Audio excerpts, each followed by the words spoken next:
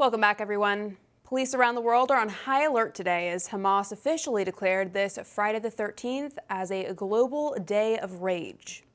The terrorist group was calling for protesters to target Israelis and Jewish people worldwide. And unfortunately, this isn't an empty threat. Earlier today, an employee for the Israeli embassy in China was reportedly stabbed in broad daylight by a foreign national. You're looking at the harrowing footage from the streets of Beijing right now. Meanwhile, in France, a teacher was killed and two others injured in a knife attack at a school in the city of Arras. According to reports, the 20-year-old suspect shouted Allah Akbar before the attack. He's now in custody and was reportedly already on a watch list of people known to be a security risk in connection with radical Islam. Safe to say, the Day of Rage is unfortunately real, and it's important to stay on high alert. I'd like to bring on Lieutenant Stephen Rogers to discuss this, former New Jersey police lieutenant and U.S. Navy officer, also known as the Great Captain America. Thank you so much for being with us today. It's great to see you. Pleasure, Allison. Thank you. So the Israeli embassy employee in China was reportedly stabbed in broad daylight by a foreign national while bystanders were just kind of moseying around. Wouldn't you at least be calling for help if you witnessed this? I mean, what's going on here? Well, you're right. And, it's unfortunately that people are still underestimating the ability of this enemy to strike at us. Look, our police officers traditionally were created to enforce the laws, to fight criminals. Well, now they have become America's homeland warriors. The rules of engagement are very, very different.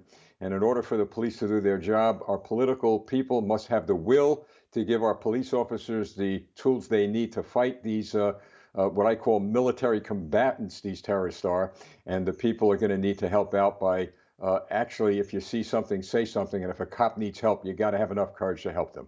Absolutely. I totally agree. I think everyone should be on high alert. As mentioned earlier, even if you're witnessing something, you need to say something. Now, also today over in France, a teacher was killed by a 20-year-old who's apparently been on this terror watch list for over 10 days now. I mean, how does something like this happen?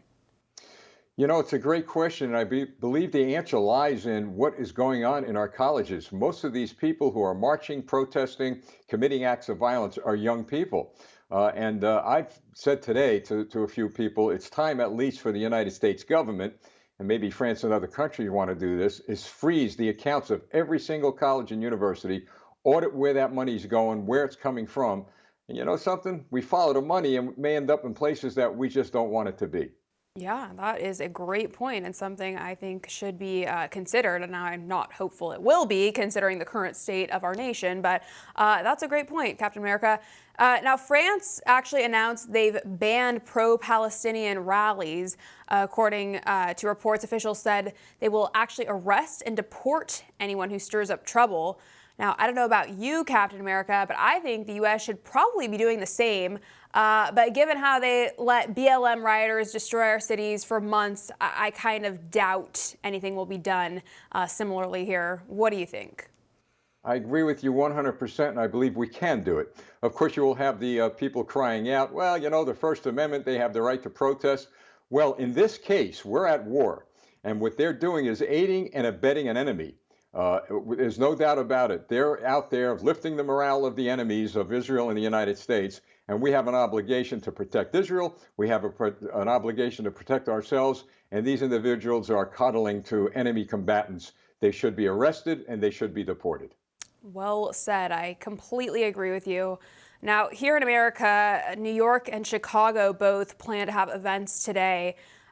Do you think anything will come of this, and how concerned should we be here in the U.S. about attacks due to the Friday the 13th warnings we've all received? Well, we should be concerned. And I understand that the cities could be targets, and they're pretty well equipped with regard to intelligence gathering and information, and they're being as proactive as they could and to prevent something from happening. But I'll tell you where my concern lies: in local municipalities, small towns, small villages, where populations are either 10,000 to 20,000 people. Hamas has sent a message around the world: we're coming for you wherever you live, neighborhoods as well as cities. So I would hope that the police chiefs around the country, sheriff's departments are collaborating with the law enforcement federal agencies as the cities are, and that they're taking this very serious because it is very serious. I sure hope so. And that's a great point you raise, is that really no one is safe when you look at it, not to fearmonger, right? But that's something I've been warning for quite some time. It seems like everyone, especially during the height of the COVID nonsense, was saying, oh, well, forget California, just move to a red state. We won't have any problems there. But eventually, this insanity is going to come for every state in the U.S., right? I mean, no one's really safe just because you're in a red state. They're going to come for all of us in the end, right, if we continue to allow this. So I think that's great advice, and I think it's critical that we all, again, stay on high alert. Captain America, what is the best way for all of us here in the U.S. to stay safe, specifically today, but also every day moving forward, as this will likely be an ongoing issue? Every single day, every hour, every minute, keep your eyes and ears open. Let your instinct kick in. I can't tell you how many times when I was on a police department, after something happened, people would say, gee, I knew it. I just felt something was wrong. So go by your instinct. As the fellow behind me, Ronald Reagan, used to say, be dictated by your instinct. Don't be afraid to call the police. They're there to help. You may prevent a disaster. You may save lives. Solid advice. Captain America, we're all out of time for today, but thank you so much for joining us, and thank you for weighing in. We really appreciate it. Where can people go to find you and follow you for more of your great work? Well, if they go to campaign4america.com, they'll see my website there, and I would ask everyone, there's a God above. Remember, he's keeping an eye on us. Let us keep our nation, Israel, and all good people and free people in prayer. Amen. Thank you so much. Take care. Thank you. For all our viewers asking where One America News is heading in the future, we would like to introduce you to OAN Live. OAN Live is the best way to stay up to date on all of the hard-hitting, straight-shooting, national and international headlines. And the best part is, OAN Live is only $4.99 per month. All the credible, honest, unbiased reporting One America News offers at a fraction of the cost of cable.